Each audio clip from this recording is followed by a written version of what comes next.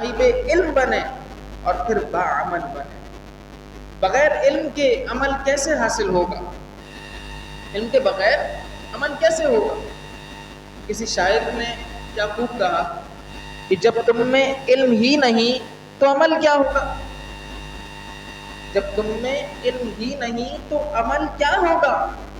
جس باغ میں درخت نہ ہو تو پھل کیا ہوگا؟ تو پہلے علم کا درخت لگاؤ، پھر تمہارے اعمال اس علم کے مطابق ہوں گے جو اللہ کی رضا کا باعث ہوں گے۔ اور علم نہیں ہے تو پھر غلطیاں کر بیٹھیں گے۔ کتنے ہم بیع و شراء کے معاملات کرتے ہیں اور بغیر علم کے کرتے ہیں، نتیجتاً گناہوں میں ملوث ہوتے ہیں۔ کئی لوگ ہیں، اس دن ایک صاحب نے سوال کیا کہ حضرت یہ بتائیے کریڈٹ کارڈ کا کیا حکم ہے؟ میں نے کریڈٹ کارڈ لیا ہوا ہے، اب میں کیا کروں؟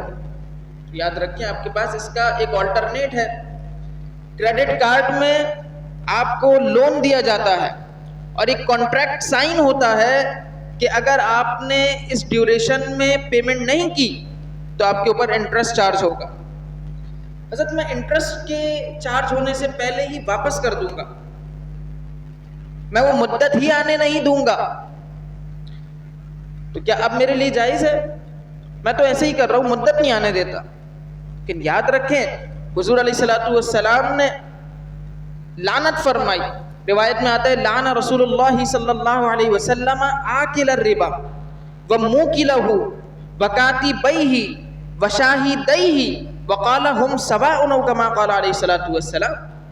حضور علیہ الصلوۃ والسلام نے سود کھانے والے، سود کھلانے والے، سود کے گواہ بننے والے اور سود کو لکھنے والے پر لعنت فرمائی۔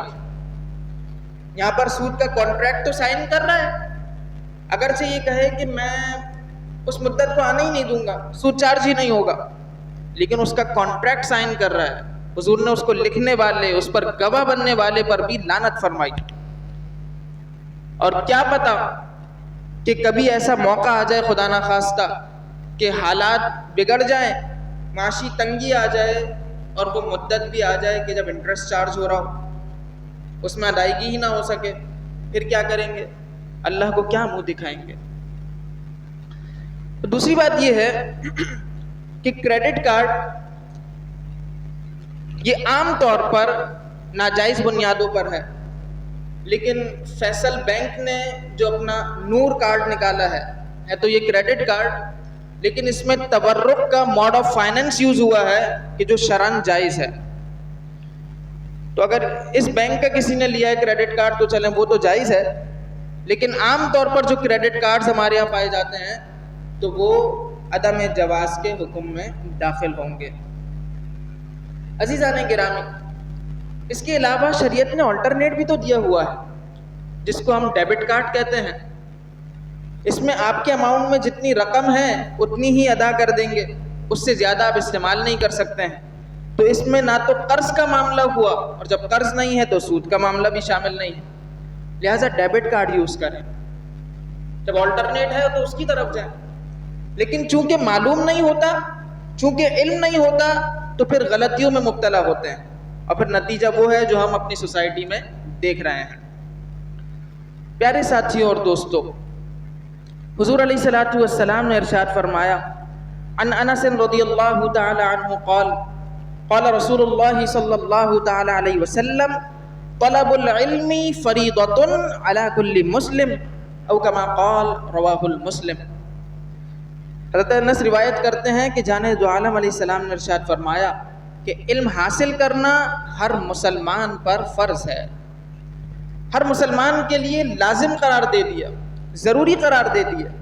تو حصول علم انسان کو کامل بناتا ہے، حصول علم انسان کو اکمل بناتا ہے اور گناہوں سے بچنے کے مواقع فراہم کرتا ہے۔ اللہ سے ڈرنے والے کون ہیں؟ جو علم حاصل کرتے ہیں، اچھی تربیت حاصل کرتے ہیں، اچھی سنگتوں میں بیٹھتے ہیں۔ تو ایسے علماء جو باعمل علماء ہیں، جو اچھے لوگوں کی سنگت میں ہیں، اپنے دلوں میں حضور کی محبت بسائے ہوئے ہیں، تو ان کے اندر حقیقی خوف خداوندی ہوتا ہے۔ فرمایا انما یخشی اللہ من عباده العلماء، اللہ کے بندوں میں سے محض علم والے ہی اللہ سے ڈرتے ہیں. جن کے اندر خشیت ہے وہ اصحاب علم ہیں، اللہ کا قرب حاصل کرتے ہیں وہ اصحاب علم ہیں. تو ہم بھی علم سے متصف ہوں. اور ماشاءاللہ یہاں پر ایک تعداد ہے جو پورے رمضان المبارک اس جستجو میں، اس کوشش میں، اس کاوش میں مسجد میں آتی رہی ہے، اور انشاءاللہ آتے رہیں گے کہ ہمارے سینے علوم دینیہ سے، علوم قرآنیہ سے مزین ہوتے رہیں. حضور علیہ السلام نے اس مجلس کو پسند فرمایا کہ جہاں پر علم سیکھا اور سکھایا جا رہا ہو، اور جو علم سے دور ہو، جو گناہوں میں ملوث ہو، تو پھر آپ جانتے ہیں کہ لوگ کس قسم کی حرکات میں ملوث ہیں. یہ علم ہمارے اندر صبر پیدا کرتا ہے. علم کے ساتھ تربیت ہو، اچھی سنگت ہو، تو یہ صبر، تحمل اور برداشت پیدا کرتا ہے. آج ہمارے معاشرے میں عدم برداشت بہت عام ہو رہا ہے، خاص طور پر خواتین کے طبقے میں ذرا سی بات پر عدم برداشت، گھروں کو تباہ کرنا، طلاق کے ریشوز بڑھ رہے ہیں، اور ایک بڑی تعداد ہے کہ جس میں خواتین کی غلطیاں شامل ہیں. یعنی ایک صاحب کہنے لگے کہ جو میری زوجہ ہے اس کی والدہ کہتی ہیں کہ تم میری بیٹی کو چھوڑ کیوں نہیں دیتے. گھر تباہ کرنے میں والدہ صاحبہ کا کردار. خیر بڑے ہی مسئلے مسائل ہوئے، کہتے پھر دوسری شادی کی، اس کے ساتھ بھی نیک سلوک کیا، اور وہ واقعی نیک انسان، چارٹرڈ اکاؤنٹنٹ اور بہت اچھی پوسٹ پر، اچھی طبیعت کے مالک. کہنے لگے دوسری کی تو وہاں پر بھی اسی طرح کے مسائل. زوجہ صاحبہ شروع ہو گئی، اگر گاڑی تمہارے پاس فلاں ہے تو مجھے تو کرولا چاہیے. پھر خواہشات بڑھتی جاتی ہے، مجھے تو لینڈ کروزر چاہیے. تمہارے پاس یہ والی آلٹو ہے تو پھر مجھے جو ہے وہ آلٹو نہیں پسند، مجھے پجیرو لے کر دو. میرے لیے فلاں ماڈل لے کر آؤ، مجھے سیمسنگ کا موبائل نہیں چاہیے، مجھے آئی فون چاہیے، آئی فون 10 چاہیے. یہ خواہشات ہیں. مجھے دبئی لے کر چلو، یعنی ایک صاحب نے پریشان ہو کر کہا مجھے دبئی لے کر جا رہے ہو یا نہیں، مجھے یہاں نہیں رہنا ورنہ مجھے طلاق دے دو. تو یہ اوور آل معاشرے میں کئی گھروں کے کیسز ہیں. ایک صاحب بتانے لگے کہ زوجہ کی والدہ کہنے لگی تم چھوڑ دو، یعنی جنہیں گھر بسانے کا حکم دینا ہے وہ گھر توڑوا رہی ہیں. تو خواتین کے اندر برداشت پیدا کرنے کے لیے قرآن سے جوڑنا ہوگا. تربیت انہی اصولوں پر کرنی ہوگی کہ جیسا کہ آپ کو درس قرآن میں بتایا جاتا ہے کہ ان آیات کو پڑھ کر گھر میں سنائیں، ان آیات کے مطابق ان کی تربیت کریں، اپنے بچوں کی، اپنی بچیوں کی.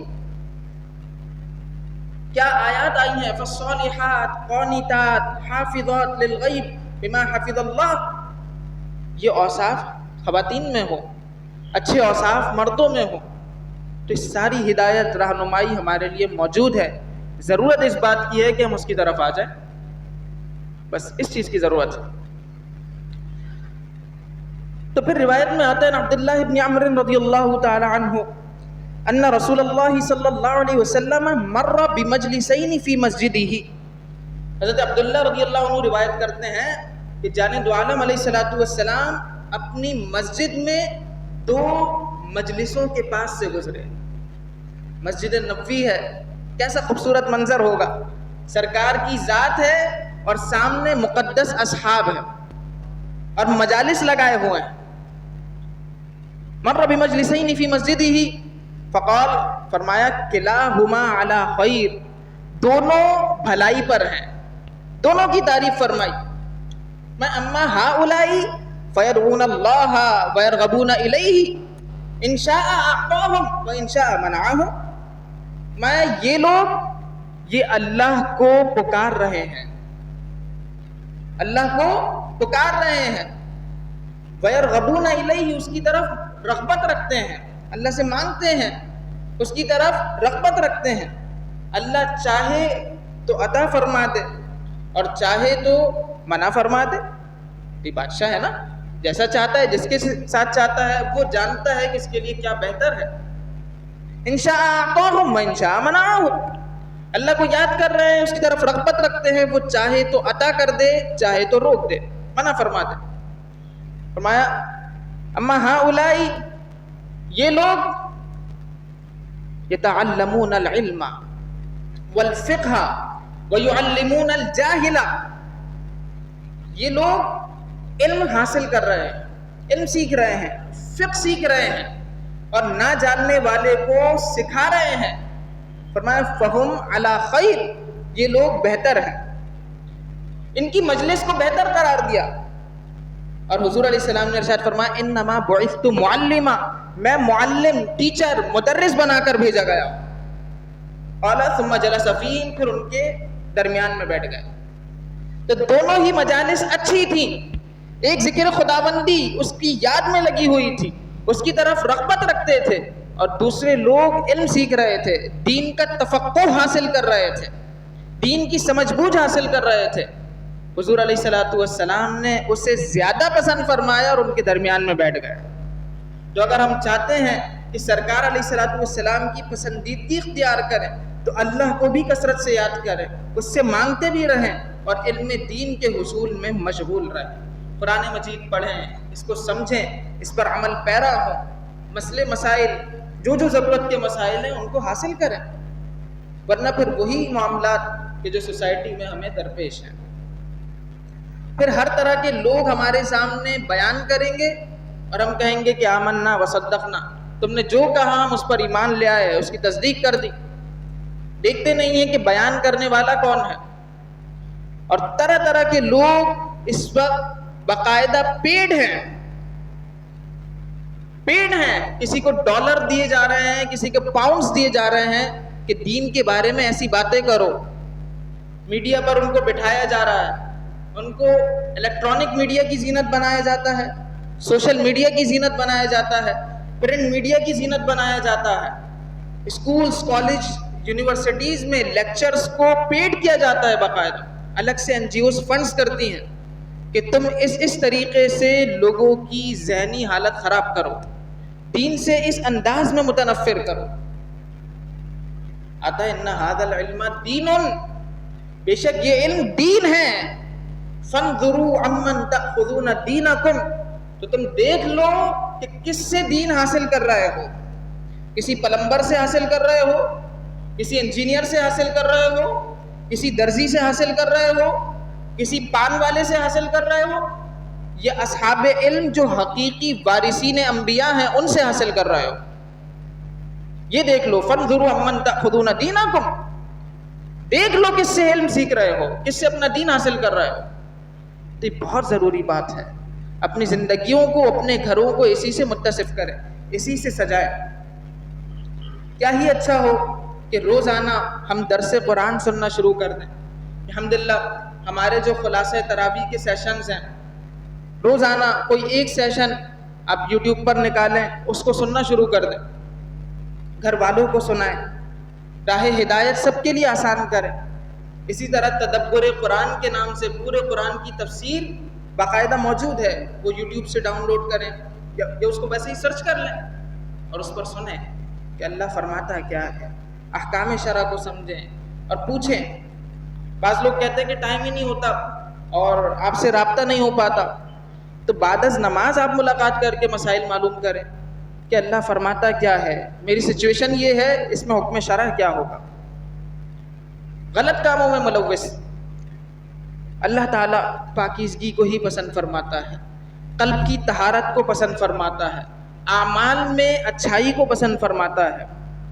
عن ابی ہریرہ رضی اللہ تعالی عنہ قال ان اللہ طیب, قال رسول اللہ صلی اللہ علیہ وسلم ان اللہ طیب لا يقبل الا طیبا.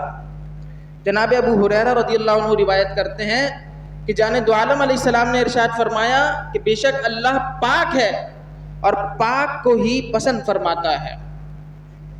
وَإِنَّ اللَّهَ أَمَرَ الْمُؤْمِنِينَ بِمَا أَمَرَ بِهِ الْمُرْسَلِينَ, اور بے شک اللہ تعالیٰ نے مؤمنین کو اس کا حکم عطا فرمایا کہ جس کا حکم مرسلین کو دیا, جو رسولوں کو حکم دیا مؤمنین کو بھی وہی حکم دیا. فقال تعالی, اللہ نے فرمایا یا ایھا الرسل کلو من الطیبات، اے رسولو پاکیزہ چیزوں میں سے کھاؤ.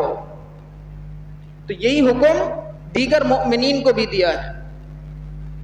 وقال یا ایھا الذین آمنوا کلوا من الطیبات ما رزقناکم، اے ایمان والو ان پاکیزہ چیزوں میں سے کھاؤ جو ہم نے تمہیں عطا فرمائی. پھر حضور علیہ الصلوۃ والسلام نے ذکر فرمایا ثم ذکر الرجل یطیل السفر، حضور نے ایسے شخص کا ذکر کیا جو طویل سفر کرتا ہے.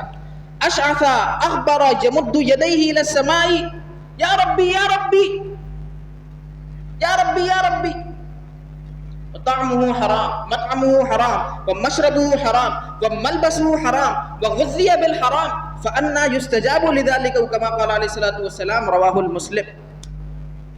ایسے شخص کا حضور نے ذکر فرمایا کہ جو طویل سفر کرتا ہے، غبار آلود اس کے بال ہیں، بکھرے ہوئے بال ہیں، غبار آلود بال ہیں، وہ کہتا ہے یا ربی اے میرے رب اے میرے رب.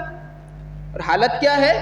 اس کا کھانا حرام، اس کا پینا حرام، اس کا پہننا حرام اور حرام سے غذا دیا گیا.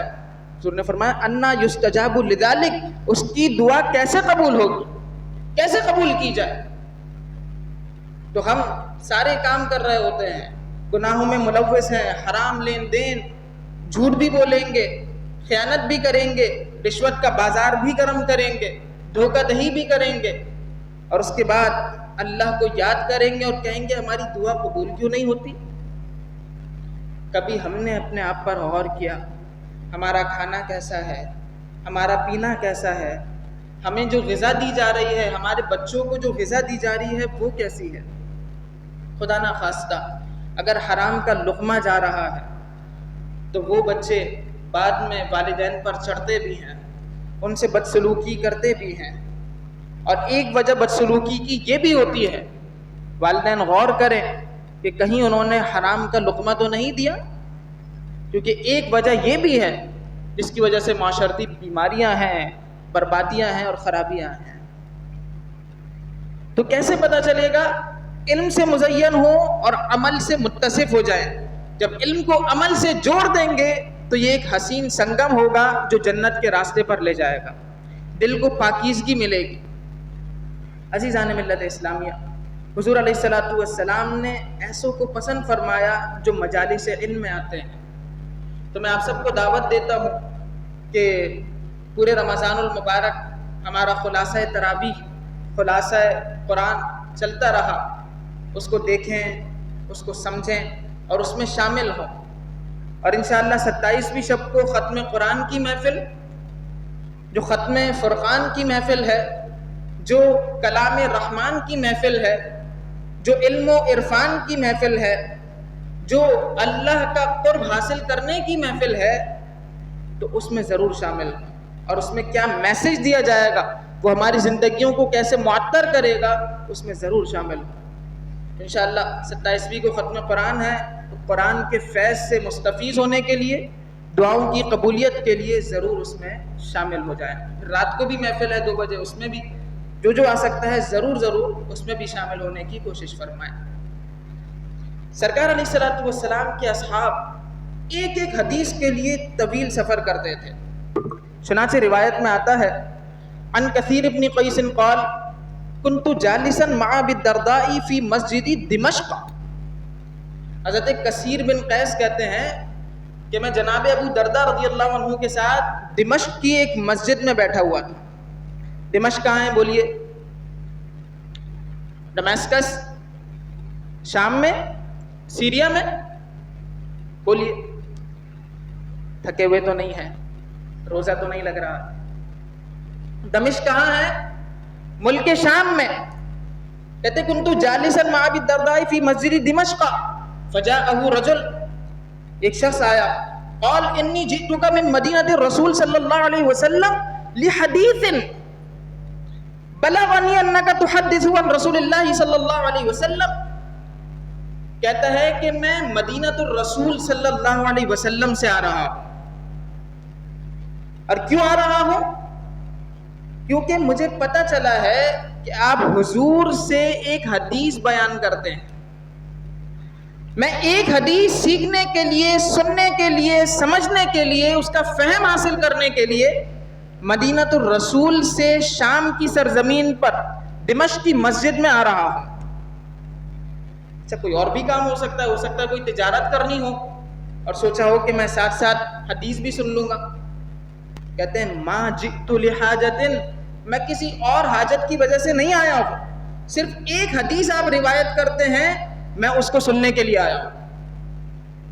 تھاؤزنڈز آف مائلز کا وہ سفر، نہ ٹرین ہے، نہ اے سی والی گاڑیاں ہیں، نہ ایروپلینز ہیں، سفر یا تو پیدل ہو رہا ہے، یا گھوڑوں پر ہو رہا ہے، خچروں پر ہو رہا ہے، اونٹوں پر ہو رہا ہے، ایک دھوپ کی کیفیت ہے، راستے میں ڈاکوؤں کے حملہ آور ہونے کے بھی امکانات ہیں، لیکن پھر بھی وہ اتنا طویل سفر کر کے صرف ایک حدیث کے لیے آ رہا ہے۔ ما جئت لحاجت، میں کسی اور وجہ سے نہیں آیا۔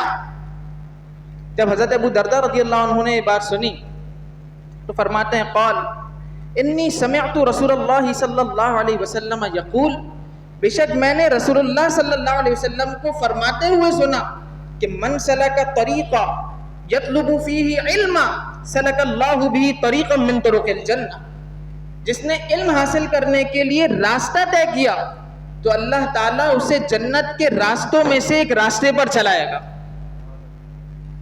کیسا معاملہ ہے؟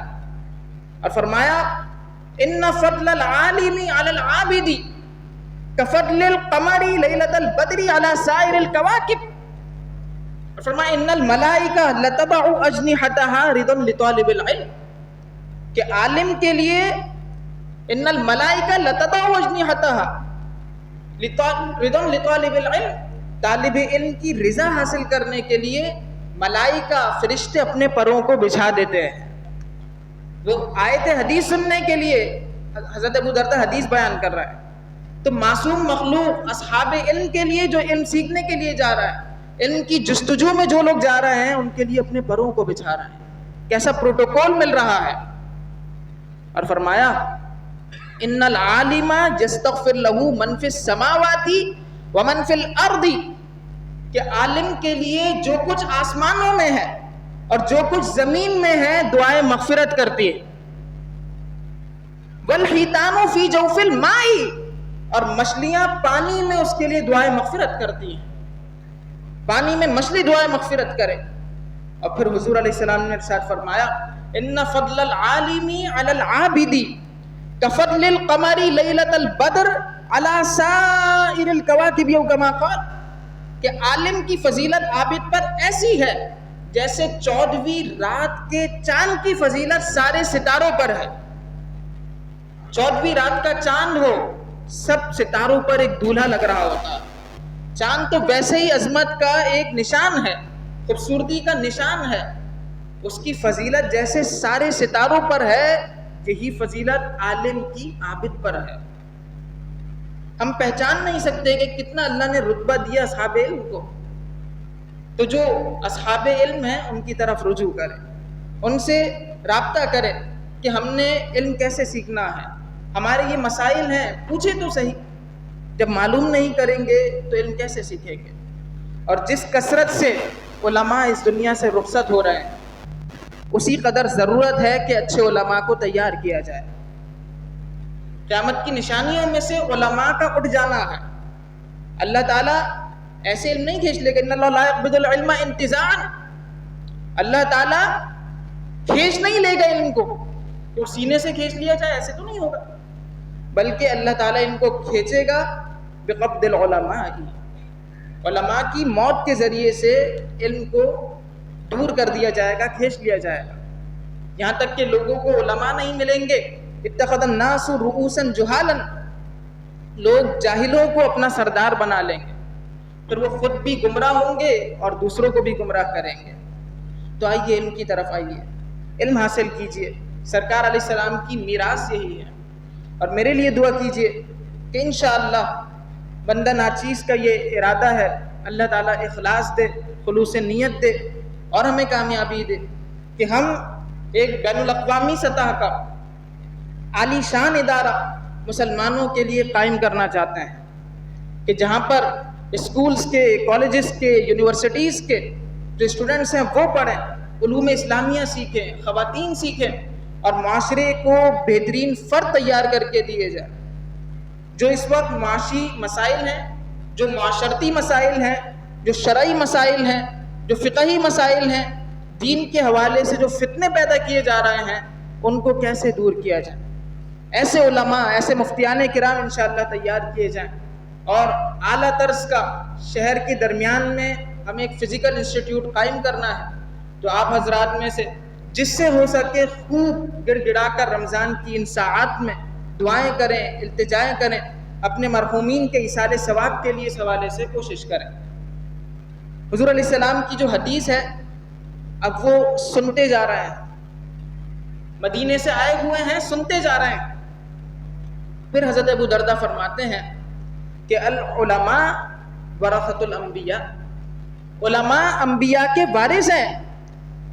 لم یورثوا دینارا ولا درہما، انبیاء نے دینار اور دراہم کا، دینار و درہم کا وارث نہیں بنایا ہے۔ پھر کس کا وارث بنایا؟ فرمایا انما ورثوا العلم، انہوں نے علم کا وارث بنایا ہے، بطور وراثت علم چھوڑا ہے۔ من اخذہ اخذ بحظ وافر، جس نے اسے حاصل کر لیا اس نے وافر حصہ حاصل کر لیا، او کما قال علیہ الصلوۃ والسلام رواہ الترمذی۔ یہاں پر حدیث مکمل ہوئی۔ اب وہ جو سیکھنے کے لیے آئے تھے ان کا دل شاد ہو گیا کہ مدینے سے میں جو سفر کرنے کے لیے نکلا تھا، میں جس سفر پر گیا تھا، میں دمشق کی مسجد میں پہنچا تھا، جناب ابو دردہ کے پاس آیا تھا، اتنا طویل سفر کر کے پہنچا تھا، حدیث نبوی سن لی، اب ان کے دل کو ایک کیف حاصل ہو گیا، ایک مسرت اور طبیعت کی شادمانی حاصل ہو گئی۔ تو ہمارے اسلاف کو علوم دینیہ، علوم اسلامیہ، علوم شرعیہ سیکھنے سے طبیعت میں قرار محسوس ہوتا تھا، اور جو شخص اس حالت میں مرے کہ وہ علم سیکھ رہا ہو تاکہ اسلام کو زندہ کرے، تو انبیاء اور اس کے درمیان صرف ایک درجے کا فاصلہ ہوگا، ایک درجے کا فاصلہ۔ تو سیکھیں، گھر والوں کو سکھائیں، اور ایسے عالیشان ادارے قائم کرنے میں ہمارے دست و بازو بنے، اور میں کچھ ایسا کر جاؤں، ہم سب کچھ ایسا کر جائیں کہ ہم دنیا میں نہ ہو لیکن ہمارے ثواب کا سلسلہ وہ چلتا رہے، امت کے فوائد کا سلسلہ چلتا رہے، اور انشاءاللہ یہ توشہ آخرت ہوگا۔ پیارے ساتھیوں اور دوستو، جامع مسجد علیمیہ الحمدللہ یہ ہمارا ایک کمیونٹی سینٹر ہے، جہاں سے علوم اسلامیہ ان کی تبلیغ ہو رہی ہے، اور آپ مسلسل علم سیکھتے جا رہے ہیں، قرآنی احکام کو سمجھتے جا رہے ہیں۔ تو مسجد کے ساتھ خوب تعاون کریں، محافل میں تعاون کریں، یہاں کے جو دیگر معاملات ہیں اس میں تعاون کریں، اور سرکار علیہ الصلوۃ والسلام کا فرمان اپنے ذہنوں میں بسا لیں۔ حضور نے فرمایا کہ صدقے سے مال کم نہیں ہوتا، صدقے سے مال بولیے کم نہیں ہوتا۔ اور یہ کون فرما رہے ہیں؟ وہ فرما رہے ہیں جن کے لیے امام عشق و محبت فرمائے کہ وہ زبان جس کو سب کن کی کنجی کہیں، وہ زبان جس کو سب کن کی کنجی کہیں، اس کی نافذ حکومت پہ لاکھوں سلام۔ جو اپنی خواہش سے کچھ نہیں کہتے، ما ينطق عن الهوى ان هو الا وحی یوحی، وہ تو وہی کہتے ہیں جس کی ان کی طرف وحی کی جاتی ہے۔ تو ان کی زبان سے جب یہ جاری ہو گیا کہ صدقے سے مال کم نہیں ہوتا، تو آپ نے مساجد کی تعمیر میں، اس کی ترقی میں، اس کو آباد کرنے میں، اس کے آنے میں آپ نے خوب حصہ لینا۔ اور یہ جو سلسلہ شروع ہوا ہے، یہ جو بہت سے لوگ جو کہ پہلے نمازی نہیں ہوں گے، وہ رمضان المبارک میں نمازی بن گئے ہیں، پہلے با جماعت نہیں پڑھتے تھے، رمضان میں پڑھنے لگ گئے ہیں، تو رمضان کے بعد بھی یہ تسلسل جاری رہے، ہمارے قلوب کو پاکیزگی ملے۔ بس اسی پر گفتگو ختم کرتے ہیں کہ دلوں کی پاکیزگی اللہ سے ملا دیتی ہے۔ ان فی البدن لمضغہ اذا صلحت صلح الجسد کلہ واذا فسدت فسد الجسد کلہ الا ہی القلب او کما قال علیہ الصلوۃ والسلام۔ اس سے پتہ چلا کہ جسم میں ایک لوتھڑا ہے، اگر یہ صحیح ہو تو سارا بدن صحیح ہوگا، یہ خراب ہو جائے تو سارا بدن خراب ہو جاتا ہے، اور یہ دل ہے۔ اللہ ہمارے قلوب کو پاکیزہ فرمائے۔ اور مولانا رومی کے اسی شعر پر ہم گفتگو ختم کرتے ہیں فرماتے ہیں رو تو زنگارے از رخ او پاک کن،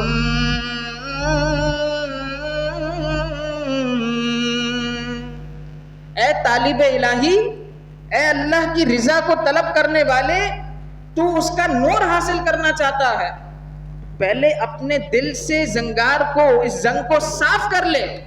جب صاف کر لو گے تو کہتے ہیں باد ازاں آ نور را ادراک کن،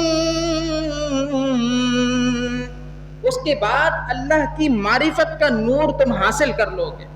پہلے دل کو صاف کرو، پھر معرفت الہی حاصل ہوگی، قرب خداوندی حاصل ہوگا. یہی رمضان کا پیغام ہے، یہی رمضان کا ہمارے لیے ایک عام اعلان ہے کہ اپنے دلوں کو صاف کرو، اللہ اور اس کے رسول سے جڑ جاؤ. اللہ تعالیٰ مجھے بھی توفیق دے، ہم سب کو توفیق عمل عنایت فرمائے. آمین بجاہ خاتم النبی الامین.